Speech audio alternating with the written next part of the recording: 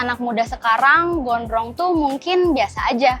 Kadang malah jadi identitas, ekspresi diri, karakter, atau sesimpel malas cukur. Yang nggak biasa, pas saya mulai dengar kalau dulu di negara ini rambut gondrong pernah loh dianggap ancaman.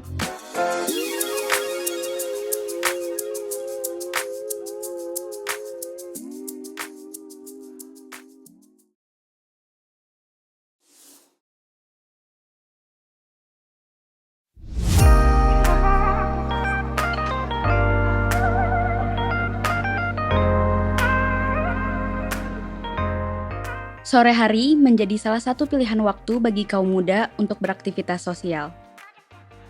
Anak-anak muda nongkrong, cari kopi, cari musik, atau cuma cari tempat buat pulang sebentar dari hidup.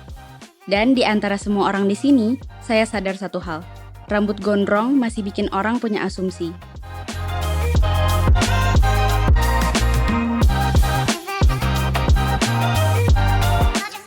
Aku pengen feel free dari SMA aja sih, kayak kan dulu zaman SMA kayak nggak boleh rambut panjang lah, dikit-dikit razia rambut gitu. Pengen aja, kayak udah pernah gitu loh rambut pendek terus kayak pengen nyobain rambut panjang kayak gimana sih looknya. Pengen gondrong aja selagi masih bisa gondrong di kampus.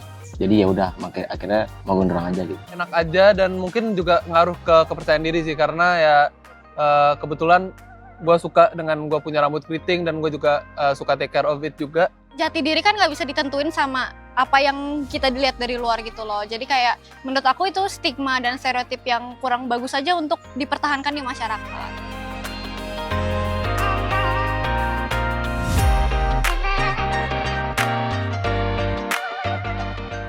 Mungkin gak banyak yang tahu, kalau di zaman Orde Baru, rambut gondrong pernah dianggap ancaman.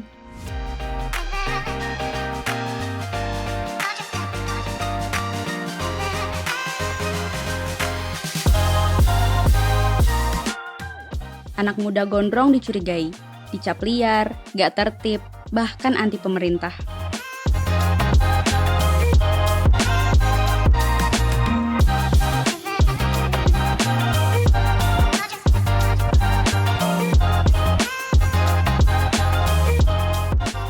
Nggak pernah tahu sih. Oh iya, Iya. Pas zaman Orba, nggak tahu.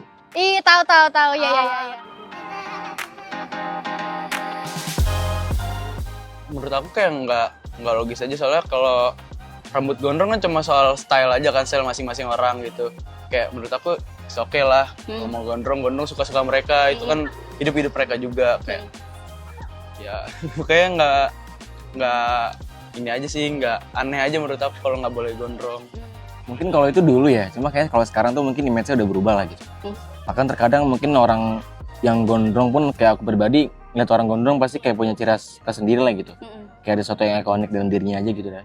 Apapun itu, mau rambut lah, mau tato lah, mau badan, mau cara berpakaian, semua itu tidak bisa dijadikan patokan dan nggak boleh distereotipe gitu loh di masyarakat begitu. Nggak tahu ya, kalau untuk sekarang sih masih boleh kebetulan. Tapi kalau misalkan nanti bakal harus rambutnya pendek sih, gue bakal pendek sih kan. Nurutin aja sama peraturan. Melihat konteks sejarah juga pada saat itu, di mana memang dinamika di masyarakat kan memang masih sangat kompleks ya, dan hal seperti ini dilakukan untuk kontrol masyarakat. Jadi menurut gue pada saat itu mungkin itu suatu hal yang dipikirkan oleh pemerintah, kayak itu mungkin suatu hal yang make sense. Tapi kalau kita melihat sekarang dengan berkembangnya zaman dan juga dinamika kita yang udah berubah banget lagi, itu suatu hal yang menurut gue sangat nggak masuk akal sih untuk orang bisa percaya semudah itu, apalagi untuk dengan cepat bisa menilai seseorang berdasarkan rambut. Karena menurut gue dari segala hal terus menilai dari rambut tuh hal yang cukup sepele sih. Dulu, aparat bisa nyetop orang di jalan buat dipotong rambutnya. Bayangin, lagi nongkrong, terus rambut kalian dianggap masalah negara. Upaya negara untuk ikut ngurusin rambut warganya bahkan sudah terjadi sejak Indonesia belum merdeka. Pada awal abad ke-17, pemerintah kolonial memberlakukan pajak konde. Pajak ini dikenakan kepada warga etnis Tionghoa yang berusia 16 hingga 60 tahun dengan rambut panjang serta bergelung atau berkonde. Hari ini mungkin gak ada razia rambut lagi dari aparat keamanan, tapi stigma itu masih hidup. Kadang orang nentuin siapa kita bahkan sebelum ngajak ngobrol. Dan makin dipikir-pikir, cap anak nakal itu diwarisin dari masa lalu yang bahkan nggak kita alamin. Diculik aku nih. Nah, terus kalau misalnya ada larangan lagi Kak di zaman yang sekarang tentang nggak boleh rambut gondrong, itu menurut Kakak gimana? Menurut aku itu adalah bukti kalau rezim kita udah ke belakang banget ya. Gue akan menjadi salah satu orang yang akan sangat vokal tentang hal itu sih. Kalau kayak gitu sih yang ngikutin peraturan Kak. Tapi menurut aku itu tetap aneh sih kalau nggak boleh gondrong.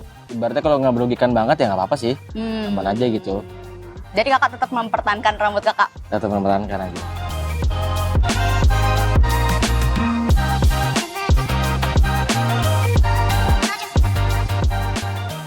Saya nggak bilang semua orang harus gondrong, tapi mungkin orang lain juga nggak perlu ngatur gimana kita terlihat. Apalagi negara, karena sejarah pernah nunjukin, bahkan rambut bisa jadi alasan seseorang kehilangan kebebasan. Dulu dipotong paksa negara, hari ini dipotong stigma.